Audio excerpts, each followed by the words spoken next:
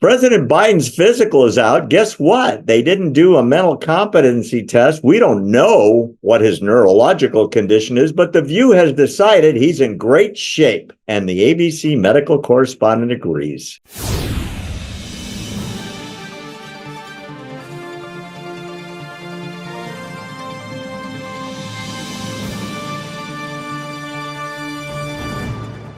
Speaking of breakage, The View is broken beyond all repair. And especially this week with what's going on with the State of the Union and Super Tuesday now officially in the books, ABC News had the chief medical correspondent last week for all of the network.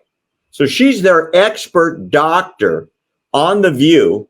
Here she is. She said that she doesn't know. Her name is Jennifer Ashton. That's her on the left. She said she doesn't know if Biden is up to the job because she did say there were glaring omissions in the physical that he just had as president. You know, once a year, the president has to have a physical and the president's doctor has to release it. You realize that there was not a neurological exam.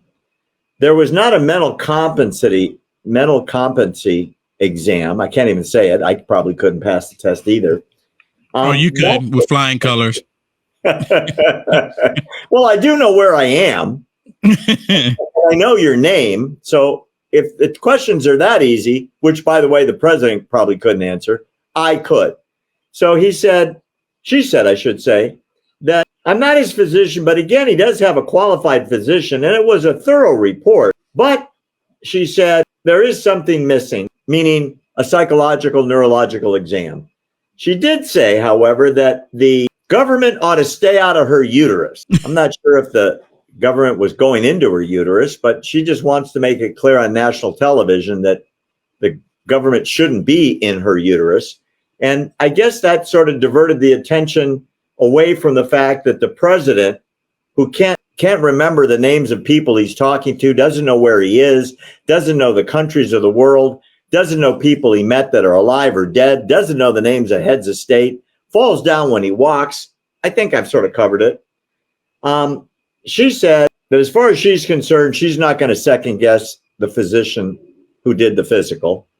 And then Karine Jean-Pierre came out this week and said, quote, the president proves every day in how he operates and how he thinks by dealing with world leaders, by making difficult decisions on behalf of the American people, whether it's domestic or national security. I don't think there was a single person in that audience who wasn't basically a wildly progressive left-winger who believes a word of that. Do you? I would say no.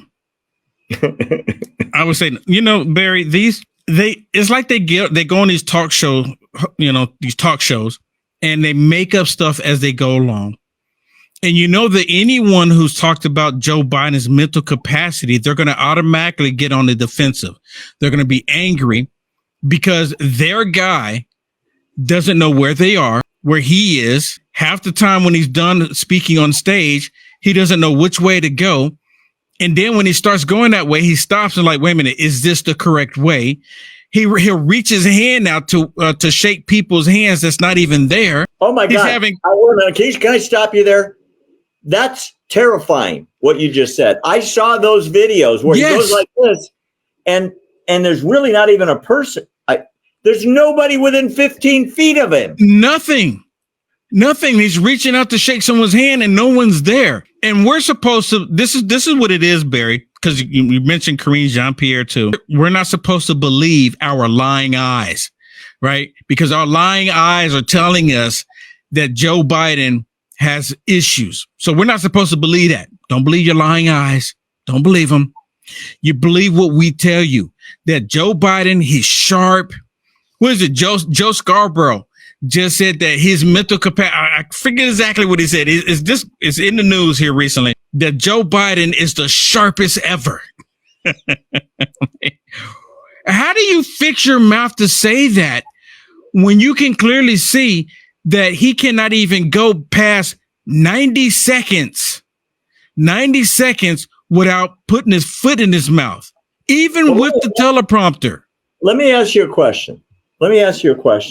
Do you believe that there's any chance, given the state of affairs with Joe Biden's mental capacity, such as it is, that he's going to show up at a debate, number 1, 2, or 3, with Trump? I think two things are going to happen.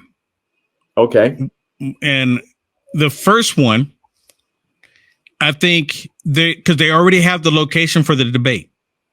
Peter Ducey, when I talked to you yesterday, Peter Ducey already mentioned, said they already got the location, they got the time.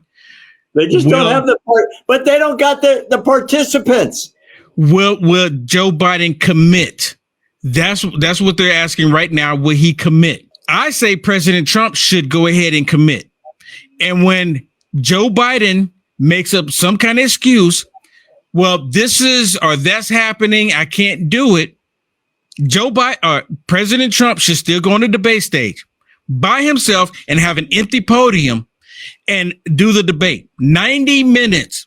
And then all President Trump has to do is say, well, let's hear from my opponent. This is exactly what's been happening with the country. He's not there. He has not been there for the American people. If I was President Trump, that's what I would do. But President Trump go ahead and commit.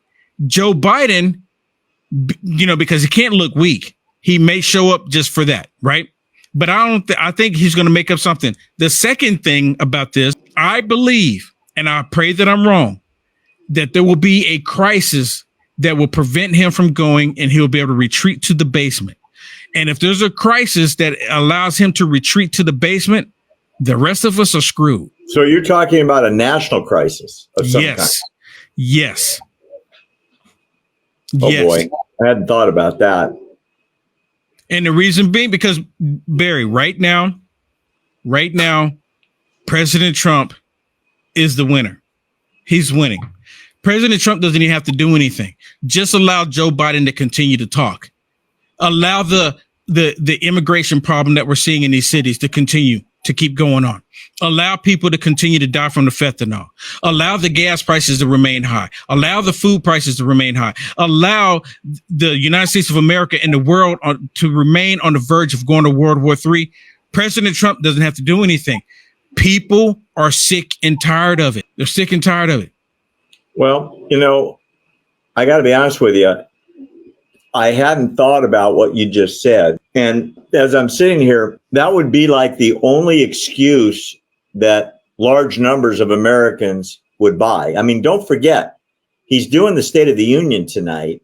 It's supposed to be his third State of the Union. He got away with not doing the first one because he said there was COVID and he couldn't talk during COVID, which I don't even understand what that means. He couldn't even do it. He couldn't even do a camera from the basement to do it at that time.